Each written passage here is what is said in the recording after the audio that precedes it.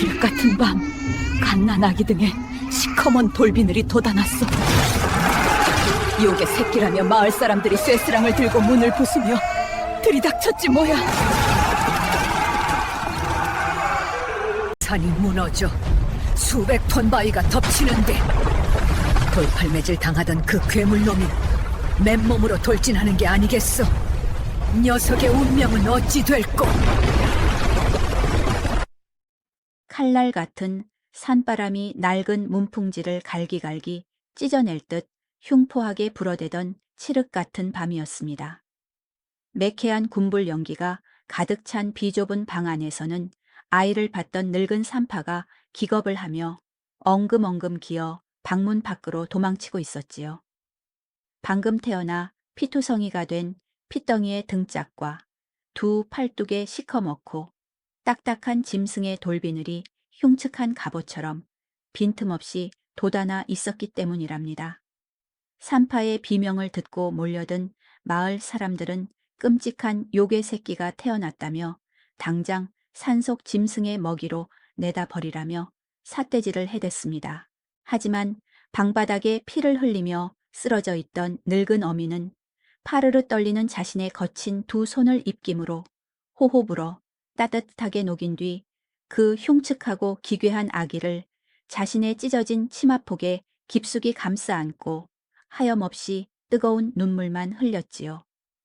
세상 모두가 징그러운 괴물이라 부르며 손가락질하고 돌을 던졌던 이 가여운 핏덩이가 훗날 자신을 저주했던 마을 전체를 참혹한 재앙의 아가리에서 건져낼 줄은 그 눈보라 치던 밤에는 아무도 상상조차 하지 못했답니다. 때는 조선 후기 매서운 눈보라가 반년이나 이어지는 강원도 깊은 산골의 작은 화전민 마을이었습니다. 이 척박한 마을에는 45살의 돌석과 42살의 막순 부부가 위태로운 산비탈에 기대어 살고 있었지요. 두 사람은 가파른 산비탈을 일구며 평생을 우직한 소처럼 묵묵히 흙만 파먹고 살아온 참으로 순박하고 바보스러울 만큼 선한 부부였습니다. 하지만 이들에게는 지독한 가슴에 한이 하나 있었으니 혼인한 지 20년이 넘도록 스레 핏줄 하나가 없었다는 것입니다. 가문의 대를 끊어먹은 몹쓸 것들이라며 마을 사람들에게 매일같이 모진 소리와 눈총을 듣고 살아야만 했답니다. 남편 돌석은 억울한 소리를 들어도 묵묵히 도끼질만 하는 말수 적은 사내였고 아내 막순이는 겨울이나 여름이나 늘 자신의 거친 두 손을 입술에 바짝 대고 호호 입김을 불어 따뜻하게 드는 아주 오래되고 다정한 버릇이 있는 여인이었지요. 길을 가다 얼어 죽어가는 참사의 한 마리를 보아도 어떤 차가운 물건이라도 자신이 먼저 입김으로 온기를 나누어 주어야만 직성이 풀리는 참으로 따뜻하고 눈물 많은 어미의 심성을 가진 막순이었습니다. 자식을 향한 뼈에 사무치는 간절함에 두 부부는 매일 밤 사람이 얼어 죽어도 모를 뒷산 깊은 골짜기에 있는 낡은 선앙당을 찾아갔습니다. 살얼음이 낀 차가운 정화수를 정성스레 떠놓고 꼬박 100일 동안 지극정성으로 빌고 또 빌었습니다. 날카로운 자갈밭에 무릎을 꿇어 피가 배어나와 치마가 붉게 물들어도 차가운 돌바닥에 이마를 비비며 애원했지요. 삼신할매여, 제발 우리 텅 빈 품에 핏덩이 하나만 안겨주시옵소서. 제 남은 목숨을 반으로 쪼개어 바쳐도 조싸오니 죽기 전에 제발 어미 소리 한 번만 듣게 해 주시옵소서. 그 피 끓는 막순의 애절한 기도가 차가운 새벽 이슬을 뜨겁게 적시던 대망의 100일째 되던 고요한 밤이었습니다. 지쳐 쓰러진 막순의 꿈속에 눈이 부시도록 하얀 무명 치마를 입고 인자한 미소를 지은 하얀 머리의 노파가 호련히 빛을 발하며 나타났답니다. 노파는 보통의 태몽에서 주는 향긋하고 탐스러운 복숭아 대신 아주 투박하고 시커먼 거대한 돌덩이 하나를 막순의 치마폭에 무심하게 툭 던져주며 무겁고 서늘하게 입을 열었지요. 이 볼품없고 시커먼 돌덩이는 훗날 세상이 너희에게 진 빚을 고스란히 거둬들일 귀한 보물이니라. 세상의 따뜻한 손길이 닿기 전까지는 결코 벗겨지지 않을 저주의 껍데기를 두르고 올 것이니 세상 모두가 이 아이를 저주하고 돌을 던지더라도 너희 부부만큼은 끝까지 굳게 품어내야 할 것이다. 노파의 그 알 수 없는 무거운 당부와 함께 막순의 뱃속에서 기적 같은 태기가 시작되었고 늙은 부부는 매일 밤 감격의 눈물을 흘리며 아기를 기다렸습니다. 그리고 마침내 눈보라가 몰아치던 칠흑 같은 겨울밤 10달을 꼬박 품었던 아이가 세상의 빛을 보게 된 것입니다. 하지만 벅찬 환희도 잠시 태어난 사내 아이의 모습은 참으로 기괴하고 끔찍했습니다. 아이의 핏덩이 같은 등짝부터 양팔의 끝까지 시커멓고 단단한 짐승의 돌비늘이 차가운 갑옷처럼 촘촘하고 기괴하게 박혀 있었거든요. 징그러운 산속 요괴가 태어났다며 마을 사람들은 극도의 두려움에 떨며 수군거렸습니다. 하필이면 그해 봄부터 비 한 방울 내리지 않는 지독한 가뭄이 계속되던 터라 민심은 바짝 독이 올라 더욱 흉흉해져 있었습니다.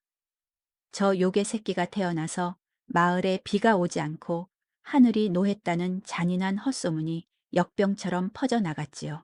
결국 이성을 잃은 마을의 촌장과 장정들이 날카로운 쇠스랑과 몽둥이를 치켜들고 돌석의 초라한 집으로 떼를 지어 몰려와 방문을 거칠게 부수고 들이닥쳤습니다. 당장 저 불길한 괴물 새끼를 빼앗아 깊은 산속 짐승의 구덩이에 버리지 않으면 너희 부부마저 멍석마리를 해서 이 마을에서 영원히 쫓아내겠다고 살기 어린 으름장을 놓았지요. 남편 돌석은 이마에서 붉은 피가 뚝뚝 떨어지도록 거친 흙바닥에 머리를 쾅쾅 찌으며 제발 한 번만 살려달라. 짐승처럼 울부짖었습니다. 어머니 막수는 덜덜 떨며 구석에 웅크린 채 언제나처럼 자신의 거친 두 손을 입김으로 호호 불어 따뜻하게 녹였습니다. 그리고 벌벌 떠는 갓난아이의 그 흉측하고 시커먼 비늘 등을 조심스레 쓸어내리며 목에서 피가 나도록 울부짖었지요. 내 늙은 목숨은 당장 거두어가도 좋으니 내 귀한 자식만은 제발 손끝 하나 건드리지 마시오. 세상이 뭐라 하든 이 아이는 내 눈에 넣어도 아프지 않은 금쪽 같은 내 새끼란 말이오. 하지만 가뭄과 공포에 눈이 뒤집힌 마을 사람들은 끝내 자비를 베풀지 않았고 돌석 부부를 산꼭대기 버려진 흉가로 모질고 매몰차게 내쫓아 버렸습니다. 평생을 밭을 일구며 살아온 마을에서 돌팔 매질을 당하며 쫓겨난 것. 이것이 가여운 늙은 부부가 짐승 같은 세상에서 겪어야 했던 뼈아픈 첫 번째 좌절이었습니다. 마을에서 처참하게 쫓겨나 밤낮으로 칼바람이 들이치는 산꼭대기 움집에서 살게 되었지만 부부는 절망하지 않았습니다. 오히려 세상의 모진 비바람을 견디라며 아이의 이름을 바위처럼 단단하게 자라라. 바위라고 지어주었습니다. 바위는 부모의 눈물겨운 정성과 천 속에서 하루가 다르게 무럭무럭 자라났습니다. 마을의 철없는 아이들이 땔감을 하러 산에 올라와 바위를 발견할 때면 더러운 요괴 새끼라며 날카로운 짱돌을 던지고 얼굴에 침을 뱉고 도망쳤습니다. 그럴 때면 바위는 혼자 어두운 바위 틈에 숨어 굵은 눈물을 삼키며 서럽게 울었지만 집에 돌아와서 돌석과 막순 앞에서는 단 한 번도 내색하지 않았습니다. 부모 역시 바위의 등에 난 흉측한 돌비늘을 단 한 번도 부끄러워하거나 숨기려 하지 않았습니다.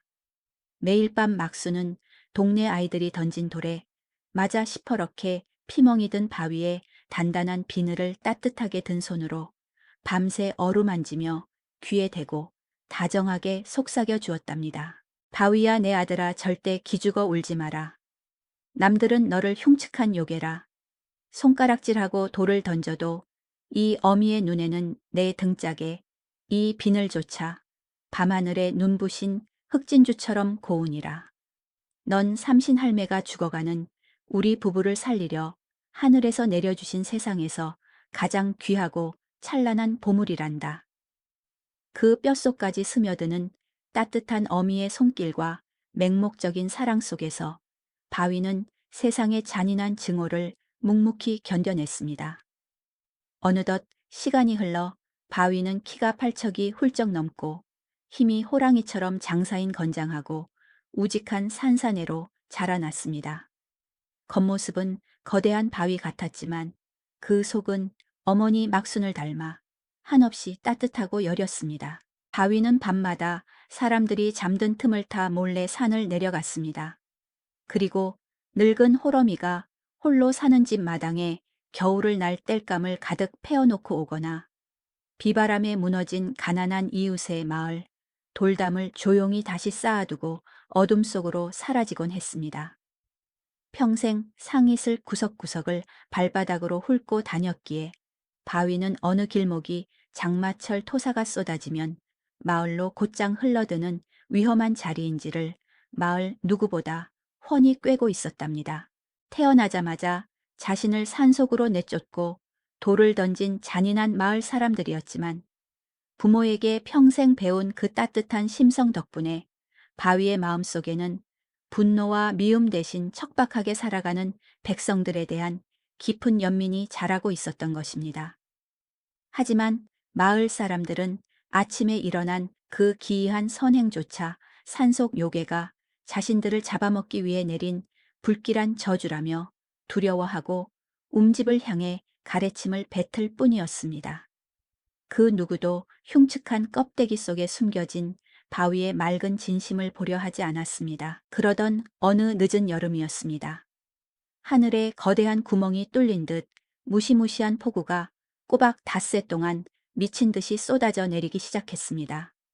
멈추지 않는 빗줄기에 산비탈의 붉은 흙탕물이 성난 폭포처럼 흘러넘치며 평화롭던 마을을 당장이라도 덮치려 으르렁거렸습니다.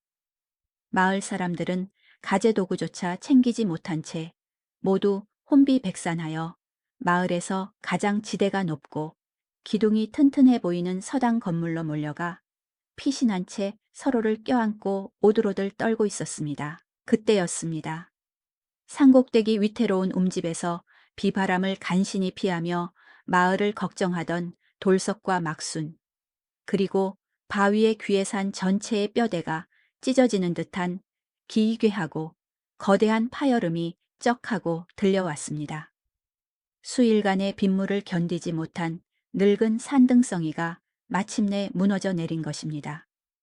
거대한 산사태가 수백 톤의 붉은 흙더미와 집채만한 거대한 바위들을 이끌고 바로 서당이 있는 마을 한가운데를 향해 무서운 굉음을 내며 쏟아져 내려가고 있었던 것입니다. 저 엄청난 토사가 그대로 직진한다면 서당에 모여 덜덜 떨고 있는 100여 명의 마을 사람들과 어린아이들이 흙더미에 파묻혀 끔찍하게 몰살당하는 것은 찰나의 시간 문제였습니다. 돌석과 막순이 그 압도적인 재앙 앞에 넋을 잃고 주저앉은 그 찰나였습니다. 바위가 미친 듯이 쏟아지는 빗속을 뚫고 짐승처럼 포효하며 산 아래를 향해 쏜살같이 뛰어나갔습니다. 바위야 안 된다. 제발 가지 마라. 그곳으로 가면 산채로 깔려 죽는다. 뒤늦게 정신을 차린 돌석 부부가 피투성이가 된 맨발로 진흙탕을 구르며 뒤따라 뛰었지만 바위의 거대한 발걸음은 멈추지 않았습니다. 바위는 살기 위해 도망치는 대신 평생 발바닥으로 훑고 다녀 훤히 꿰고 있던 그 위험한 계곡의 십자로 길목 한가운데에 자신의 거대한 몸을 세우고 우뚝 버티고 섰습니다. 머리 위에서는 수백 톤의 집채만 한 날카로운 바위와 진흙더미가 모든 것을 형체도 없이 집어삼킬 듯 맹렬하게 쏟아져 내려오고 있었습니다. 그 끔찍하고 아득한 절체절명의 순간 바위는 눈을 질끈 감고 뒤로 돌아서서 자신의 시커멓고 단단한 돌비늘이 갑옷처럼 덮인 넓은 등을 쏟아지는 산 위를 향해 거대한 방패처럼 밀어붙였습니다. 꽝 하는 고막을 갈기갈기 찢는 끔찍한 굉음과 함께 쏟아져 내리던 집채만한 선봉 바위돌이 청년 바위의 비늘 덮인 등짝을 사정없이 강타했습니다. 온몸의 뼈가 으스러지고 내장이 터질 듯한 극한의 고통이었지만 바위는 두 발을 깊은 진흙 속에 쐐기처럼 박은 채 짐승 같은 괴성을 지르며 그 거대한 바위돌의 충격을 자신의 등으로 온전히 받아냈습니다. 바위가 온몸이 부서지며 막아선 그 거대한 첫 번째 돌덩이 덕분에 뒤따라 미친 듯이 쏟아지던 수백 톤의 토사와 흙탕물들이 거대한 바위에 부딪혀 양옆으로 갈라지기 시작했습니다. 맹렬했던 흙탕물은 서당을 아슬아슬하게 비켜가며 인적이 없는 텅 빈 계곡 밑으로 거칠게 흩어져 버렸습니다. 마을 전체를 생매장시켜 몰살시킬 뻔했던 끔찍한 자연의 재앙이 세상에서 가장 핍박받던 가여운 청년의 헌신적인 육탄 방어 덕분에 기적처럼 멈춰버린 것입니다. 기나긴 폭우가 마침내 멈추고 잿빛 안개가 서서히 걷혔을 때 살아남은 마을 사람들과 돌석 부부는 서당 뒤편 진흙과 부서진 바윗돌 더미에 핏기를 잃고 반쯤 파묻힌 바위를 발견했습니다. 바위의 등에 갑옷처럼 촘촘히 박혀있던 그 단단하고 흉측했던 시커먼 돌비늘들은 무시무시한 바위의 충격을 온몸으로 견뎌내느라 산산조각이 나서 피투성이가 된 채 끔찍하게 떨어져 나가 있었습니다. 기절해 있는 바위의 곁으로 미친 듯이 달려간 막수는 언제나처럼 덜덜 떨리는 자신의 거친 두 손을 입김으로 호호불어 따뜻하게 데웠습니다. 그리고 껍질이 벗겨져 피투성이가 된 아들의 등을 찢어지는 가슴으로 끌어안고 끝없이 어루만졌습니다.